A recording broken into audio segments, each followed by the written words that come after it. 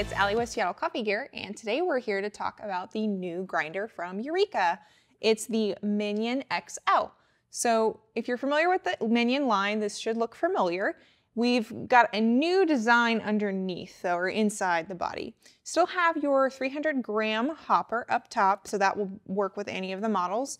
You have a new adjustment knob here. So it's still going to be the infinite adjustment, so this turns multiple revolutions and you have a very large range of what you can grind. Something that's different about this one though is that the markings are on the side, so it's a little bit easier to see whenever you're using it. It's up against the counter. The other Mignons have that on top, so that's a little bit easier to see. Still have a shut off, so this helps you remove that hopper pretty easily, and an out, and your dosing screen. So this is something you'll see on the Special Lita from Eureka as well, their Mignon model. You have a double shot, a single shot, and then if you click both of them down together, you have your manual. So this is good for when you're dialing in, just need a little bit of like top off essentially, say you knock some off, something like that. I find it pretty useful when dialing in. Something else, sorry, let me get back to there. Something else that's useful about this, you can adjust the time of each dose. So you see for my single shot here, I'm going up in dose when I hit the plus, and then minus in dose to reduce. And then you can say you have your dosing locked in, you know what you're going for. You can lock it by hitting both that plus and minus. Some people get a little confused with this feature because it does seem like, you know, it might be broken if you're used to having that up, but it's really just to prevent someone from accidentally hitting this, messing it up, to keep your coffee in the perfect range. So all you do to get those back is double click, and there you are. By double click, I mean push both at the same time. You have your activation button up front here.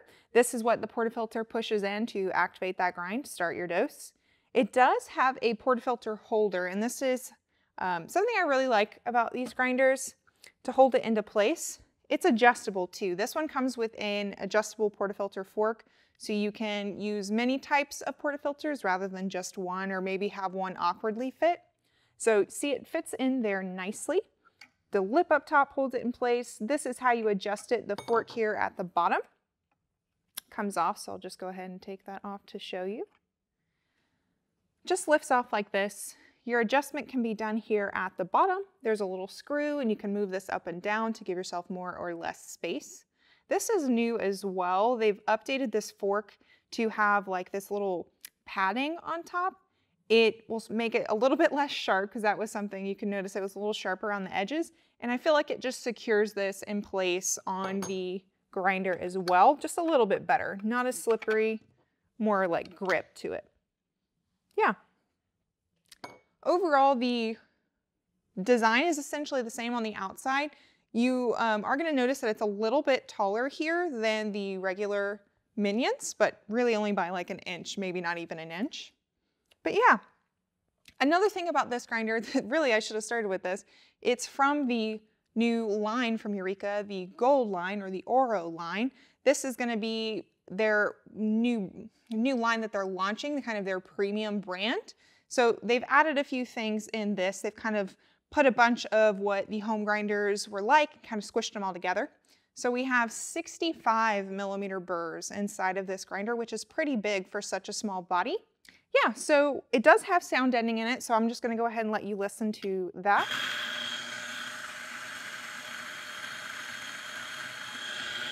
So not too bad. Sorry, I did not adjust the time on the dose for this.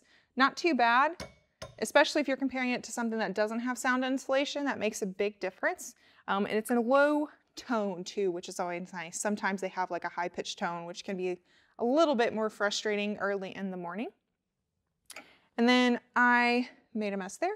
I wanted to show you the grind selections I was able to prepare before we started the video. Now these are not specific sizes. This is just me playing around with the grind and the adjustment and just kind of taking some samples of what I thought would be good to show you.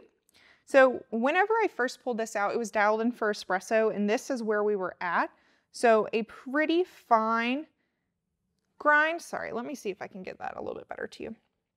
Pretty fine, really consistent throughout, and this is where these 65mm burrs shine, right? You are going to get more consistent grounds than you would with smaller burrs. They just have more area to do that and make it better for you.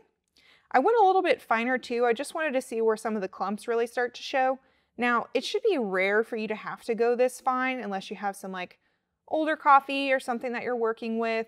But it's still pretty good. Just a little bit of clumps throughout. You can definitely fix that with a little bit of pre-infusion if you're using any distribution tools like a little paper clip, something like that. But really, I think this is where the sweet spot would be for your espresso. These are kind of blending together too. Let me see what I can do here to separate. Yeah. So this is the sweet spot. I think it's really good quality. I really liked the results. Moving away from that finer range, I kind of went a little bit coarser so you can see how it does there. So this is still probably not quite coarse enough for espresso. Fine enough for espresso. Pretty fine to be pour over, maybe more like an AeroPress. This is kind of what I would use for an AeroPress. And I am just making a mess on this plate. Let me try to separate it for you. I don't want it to be that confusing.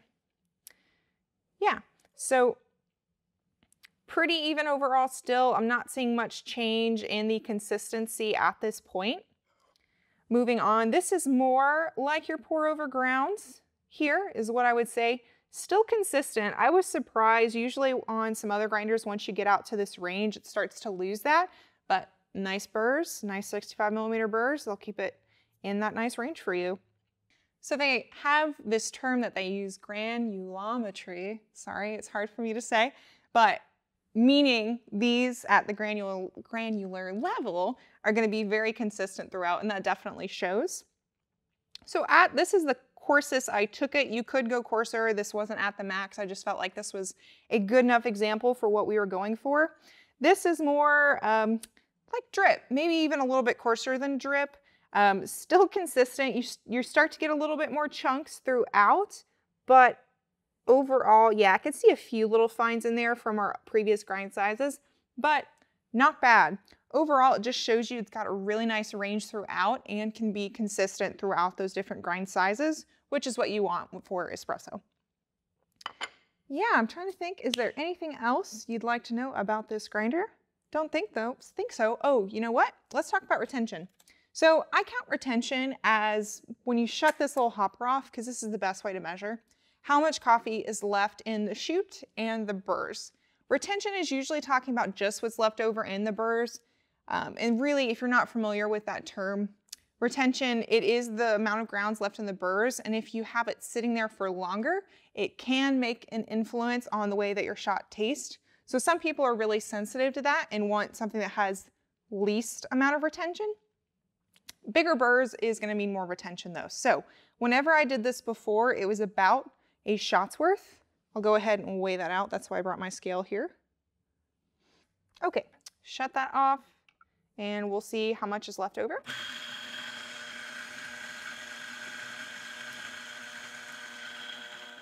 All right, starting to get to the end there. My portafilter is filling up. Cool, so that was not that bad, about a shot's worth. 16.2 is what I had there. And let me see if that was cleared out.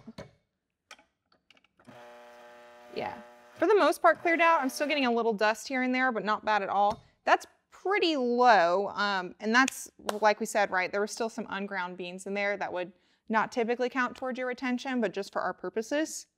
Yeah, overall, a great new design. I think a lot of you will enjoy it at home with some of your espresso machines. If you have any questions about the grinder, just put them in the comments below. Don't forget to like and subscribe, and we'll see you next time.